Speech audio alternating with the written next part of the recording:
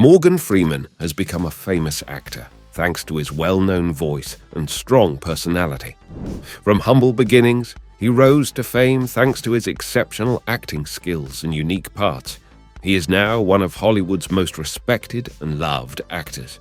Freeman's story is notable not only for his successes on the big screen, but also for how strong he stayed even when things got hard. Come along as we look into the interesting life and work of Morgan Freeman, a man whose roles are as unique as the characters he plays on screen. A famous person in the movie business, Morgan Freeman is known for his great playing and a voice that has clear depth and warmth. Freeman was born on June 1, 1937, in Memphis, Tennessee. His rise to fame shows how talented he is and how dedicated he is to his work. When Freeman started playing in the 1960s, he first did well on the stage, where he became known for giving powerful performances. Freeman's performance in Street Smart in 1987 got him a lot of praise, and at the 63rd Academy Awards, he was nominated for Best Supporting Actor. Early praise like this led to many awards in the years that followed. His role as Hope Colburn in Driving Miss Daisy in 1989 cemented his place in Hollywood even more, winning him another Oscar nomination, this time for Best Actor at the 62nd Academy Awards. He won the Golden Globe for Best Actor for this part. In 1994, his role as Ellis Boyd Red Redding in The Shawshank Redemption was another high point. It earned him a Best Actor nod at the 67th Academy Awards.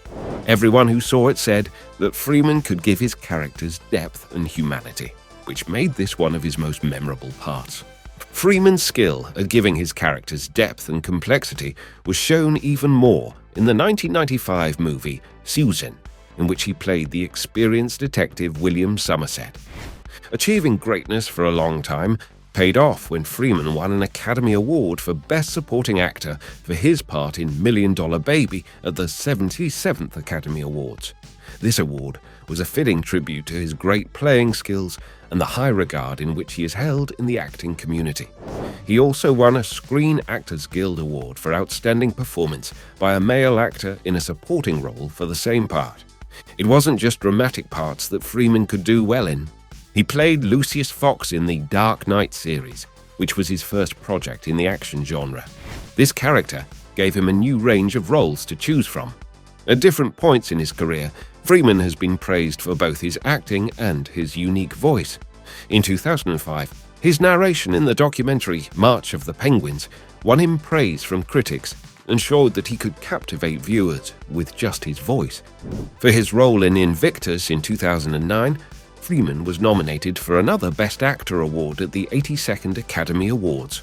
He has always been unique because he can play a lot of different parts and make them feel real. His accomplishments go beyond movies. Freeman won the AFI Life Achievement Award in 2011.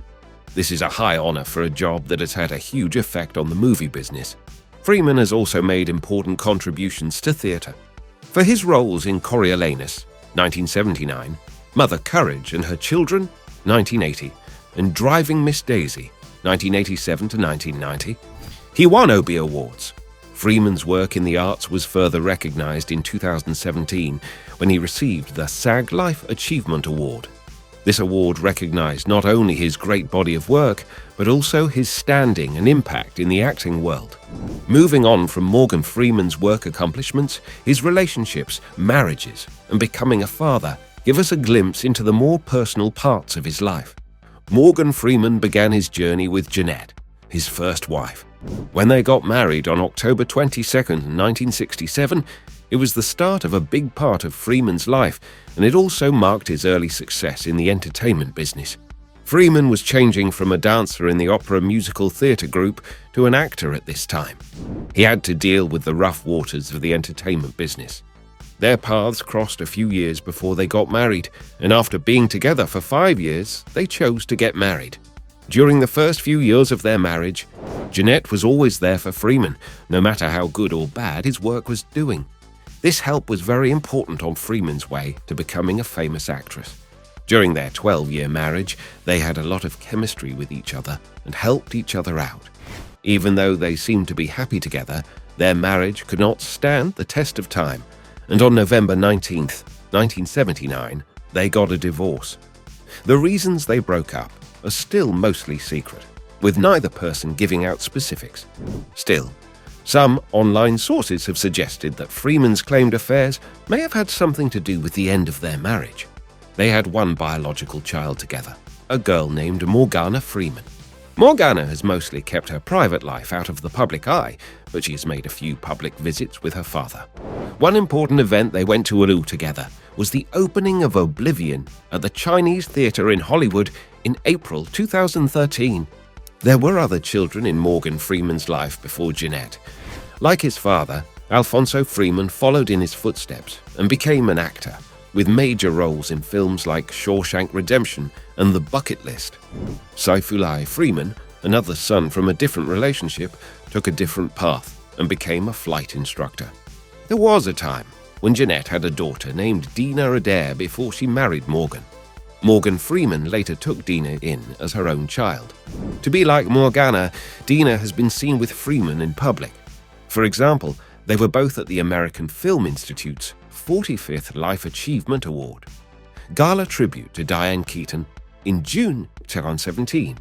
Even though Jeanette and Morgan's marriage ended, it was an important part of both of their lives. It happened at the same time as Morgan Freeman's rise to fame, giving him a solid base in the early, unclear years of his career. Freeman didn't let the end of his marriage to Bradshaw stop him from finding love again. While his first marriage was ending, Freeman met and married Collie Lee. At first, they were happy and respected each other in their marriage, but problems arose over time, and they finally got a divorce. Myrna Collie Lee is a famous and successful person in her own right, and her life story is very interesting beyond her marriage to Freeman. In the 1985 documentary, Frederick Douglass: An American Life, where she was in charge of the costume and clothing department, she made important contributions to the world of art. The fact that she was on 60 Minutes in 1968 shows how varied her career has been. They got married on June 16, 1984, after meeting by chance through a friend they both had. In Tallahatchie County, Mississippi, the couple lived a pretty low-key life. They loved spending time alone and not being seen by anyone else. But in 2007, news came out that they were going to get a divorce after 26 years of marriage. There were many rumors about why they broke up, and many of them pointed to Freeman's alleged cheating, which he strongly disputed. Their divorce, which was finalized by a judge in Tallahatchie County on September 15, 2007, ended a marriage that had been going strong for 26 years. The lawyer for Freeman, William R. Wright, told the Associated Press that the terms of the divorce were secret and that the process was over without a hearing. His words, "Everybody is glad it's over," repeated the happiness that comes after a long and private problem is solved. Two people named Morgan Freeman and Myrna Collie Lee got married on June 16, 1984, and have been together ever since. They lived in Tallahatchie County, which is in northern Mississippi. Freeman owned a ranch close to Charleston, which is where the couple lived. The pair split up in December 2007, which was the first step towards their divorce. The divorce papers were filed under seal in July 2008. While these procedures were going on, it was definitely hard for both Freeman and Collie Lee. During their marriage, Myrna and Morgan were often seen at different galas and social events together, which showed that they were deeply connected and had similar interests. Even though they had problems that led to their divorce, Myrna always cared about and helped Freeman's family, especially his kids and grandkids. Morgan's step-granddaughter, Edina Hines, whom Myrna and Morgan had adopted and raised, died too soon. It was one of the saddest times in their lives together. They were already going through a lot of trouble and pain because of how Hines died. Myrna Collie Lee is a woman with many interests and skills outside of her relationship with Freeman. She really enjoys art and is very active in both collecting and making art. As the commissioner for the Mississippi Arts Commission and a member of the team that put together an art gallery about African American lives at the Columbus Museum in Georgia in 2017, she has worked hard to promote and protect the arts. Myrna's academic background is just as amazing as her work history. She has a bachelor's degree in art teaching from the Women's College of the University of North Carolina. At Brooklyn College in New York, she studied scene painting and properties in more depth. Temple University in Philadelphia gave her a master's degree in scenic and costume design, which set her on the path to a successful job as a costume and scene designer for TV, movies, and plays. As a philanthropist, Myrna Colley Lee shows her kindness and giving outside of work. She regularly supports many groups, such as the Rock River Foundation and the Art Department at Mississippi State University. Giving back to the community and helping causes close to her heart is very important to her, and her charitable work shows that. Morgan Freeman has been with a number of women over the years, in addition to the women he has married. Freeman went out with Damaris Meyer from 2008 to 2009. The media paid a lot of attention to this connection because it happened to Freeman when he was already a famous actor. There have been rumors that Freeman dated Debbie Allen, but it's still not clear what happened or when it happened. Allen, like Freeman, is a well-known person in the entertainment business, which may have made people more interested in their possible relationship. Freeman is also said to have been seeing the famous actress Rita Moreno before. Like with some of his other relationships, not many people know the specifics of when this might have happened. As a father, Freeman is also responsible for his own children. His boys are Alfonso Freeman, born in 1959, and Saifullah Freeman, born in 1960. Alfonso was born via a relationship before his first marriage. When it comes to his personal ties and family life, Freeman has kept his life pretty private. He acts this way because he wants to keep his family life separate from his public life. This choice shows how much he values his family's privacy and well-being. Recent news stories say that Morgan Freeman may be dating producer Laurie McCreary, but neither of them has stated that they are dating. How Morgan Freeman and Laurie McCreary work together is an interesting example of a professional relationship and a rumored personal link. The media and their fans are both interested in their connection, which began as a business partnership and grew into a deep friendship. This project wasn't just a business deal, it showed how their creative synergy and shared goal work together. Over the years, their relationship has led to many big hits, including the movie Invictus, in which Freeman played Nelson Mandela, the science show Through the Wormhole with Morgan Freeman, and the CBS show Madam Secretary. Recently, there has been talk about what their friendship is like outside of work. They have been seen together at a number of public events, such as the 2019 AFI event, where Freeman and McCreary looked very happy. Even more people were interested when McCreary sent Freeman a sweet birthday message on Twitter, and Freeman retweeted it. But there have been some problems in their relationship at times. People were surprised by what Freeman said about McCreary's clothes at their first meeting, which was brought up during a Produced By conference panel talk. People thought his words were racist, but Freeman said he didn't mean them to be offensive to women. This show showed how hard it is to balance personal and work life when you're in the public eye. Freeman has said that their relationship is great, focusing on trust and respect, and McCreary has said nice things about Freeman's honesty and dependability. Their work together isn't just making movies. It's also about telling important stories and truths, especially those of people of color, who aren't always shown in popular media. Revelations Entertainment is the name of their production company. It shows how dedicated they are to telling important stories and sharing the truth. Since they started working together 20 years ago, they have not only made great content together, but also set a bar for how a Hollywood partnership should work. McCreary is in charge of day-to-day business at Revelations. He is also president of the Producers Guild of America and co-founder of the software company Compulor. He has recognized her leadership and joked that even though he is the king at the office, McCreary is really in charge. They often talk about a wide range of topics, from technology to problems in the movie business. In a lighter moment, both Freeman and panelist Mark Gordon said they liked sitting down while going to the toilet.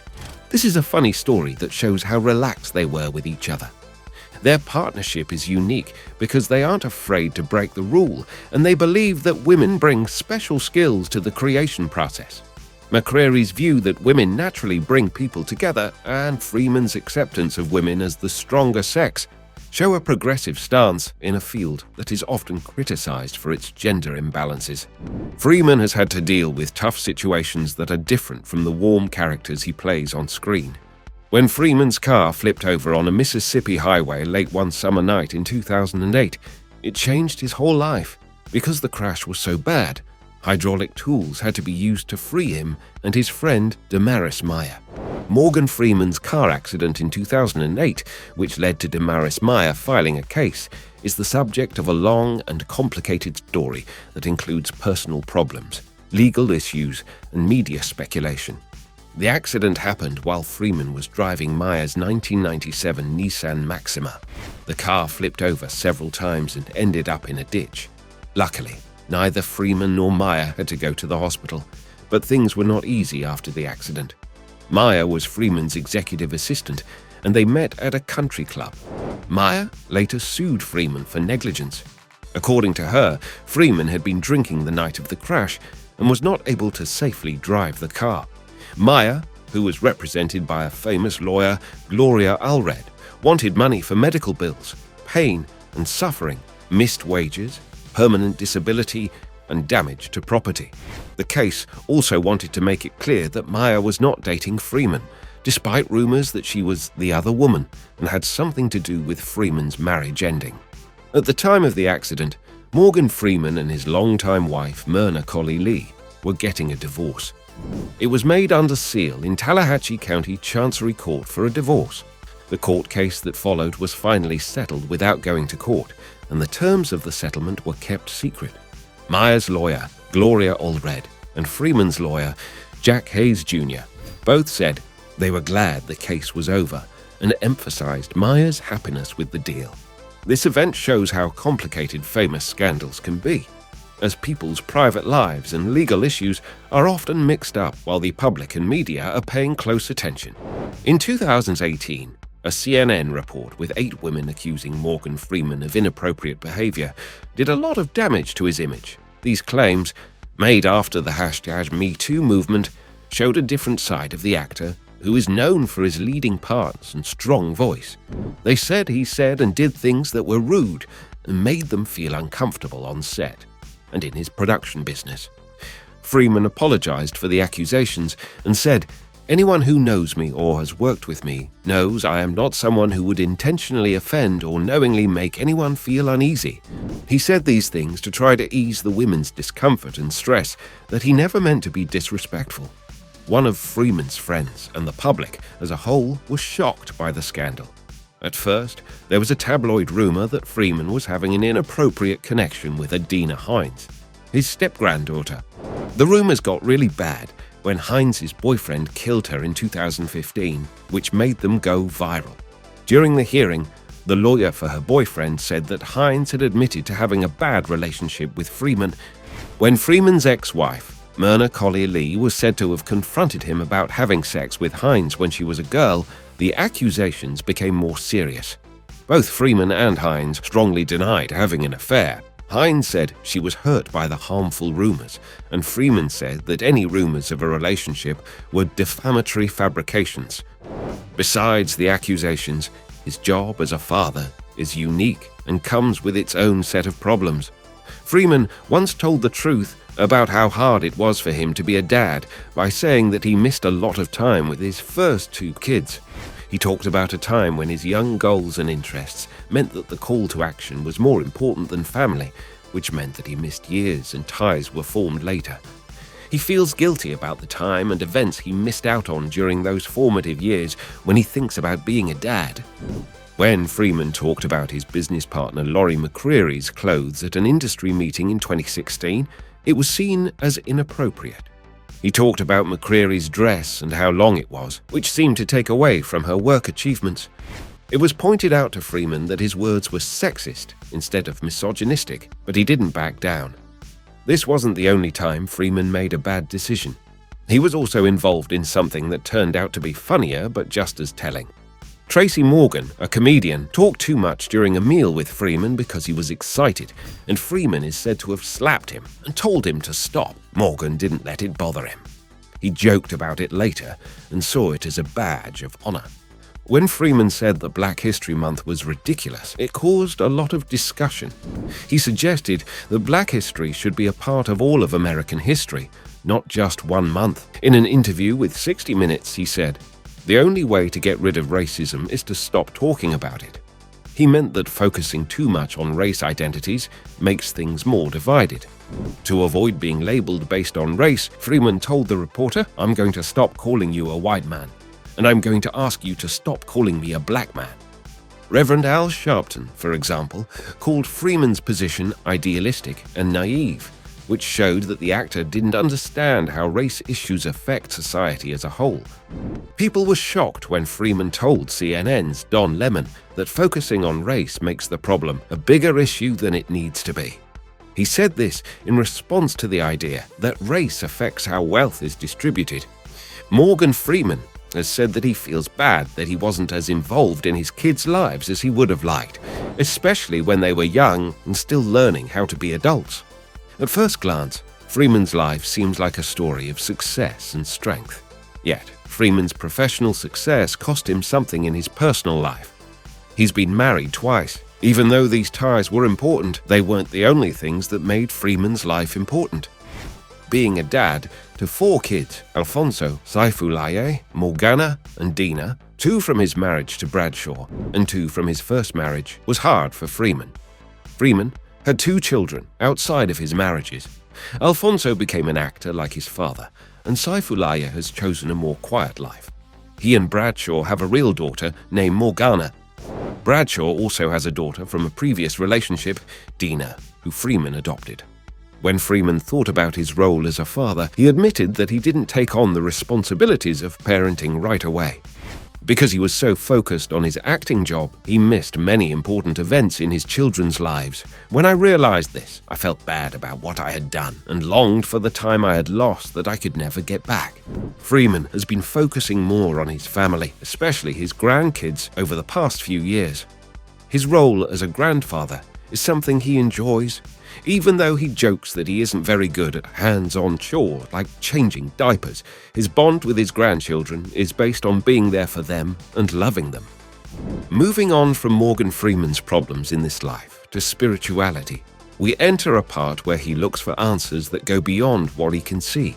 As different as the movie roles he's played, so is his search for spiritual truth. Freeman's deep research into faith and God for the National Geographic series, The Story of God, shows how complicated his ideas are. He has joked, "It's tough because I believe we created God. So, if I believe in God, it's because I feel like I'm God." Since he was a child, Morgan Freeman has lived in a religiously rich world.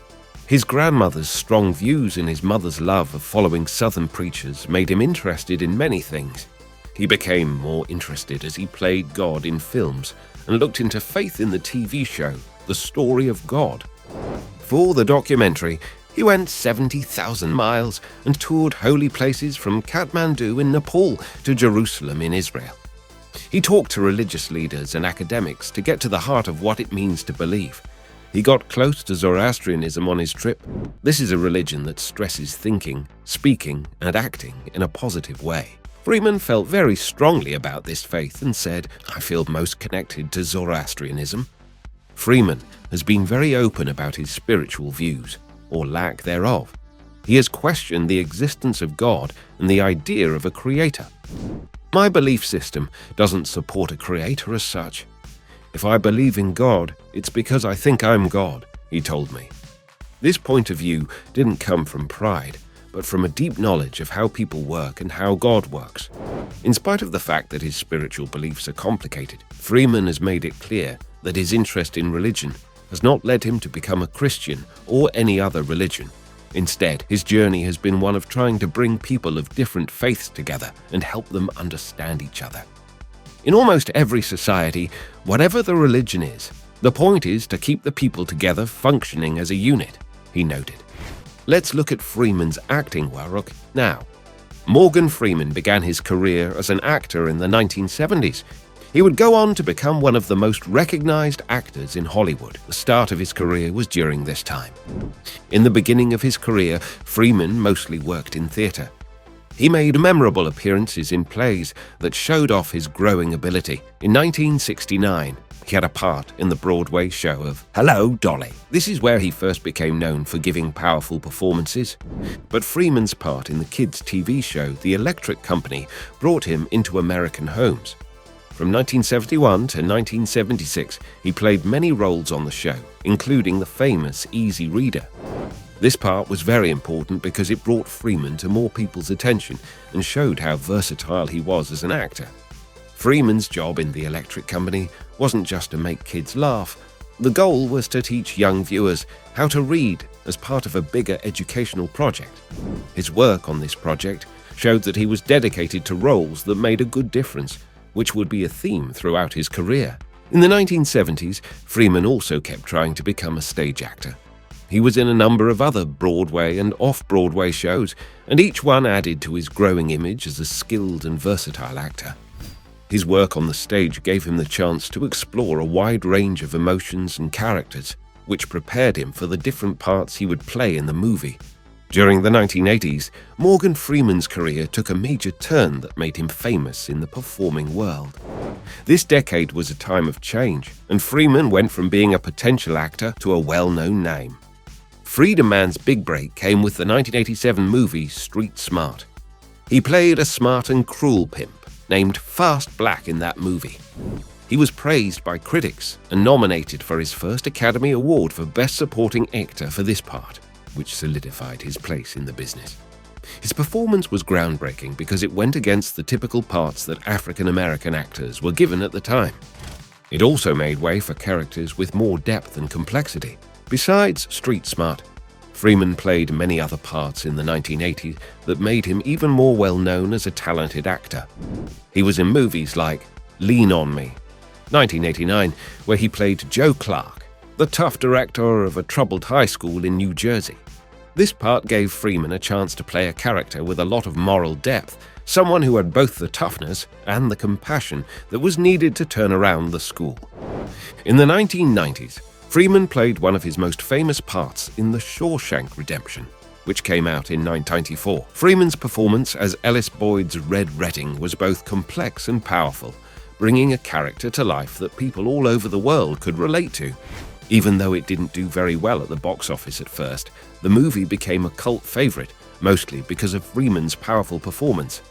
In the 1995 psychological film SC7, Freeman played Detective William Somerset. The way he played the experienced detective who was about to retire and had to deal with the horrible crimes of a serial killer was praised by critics. The movie did well at the box office and made Freeman even more famous as a leading actor who can give complicated, compelling performances. During the 1990s, Freeman also played a number of other parts that showed how versatile he was.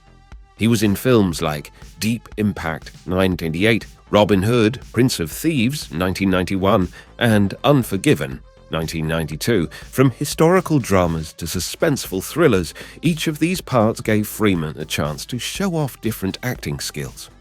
Freeman's voice became one of the things that made him stand out. Even outside of his movie roles, he narrated many films and TV shows, including Cosmic Voyage, 1996, because his voice was deep and soothing. This part of his work showed how he could connect with people not only through his looks, but also through his voice. In the 1990s, Freeman also started making films. He helped start the production company Revelations Entertainment, which gave him more freedom over how his projects turned out. In the 2000s, one of the most important roles he did was a wise and worn-out boxing trainer in $1 Million Baby in 2004. He finally got the award he deserved for this performance, the Academy Award for Best Supporting Actor.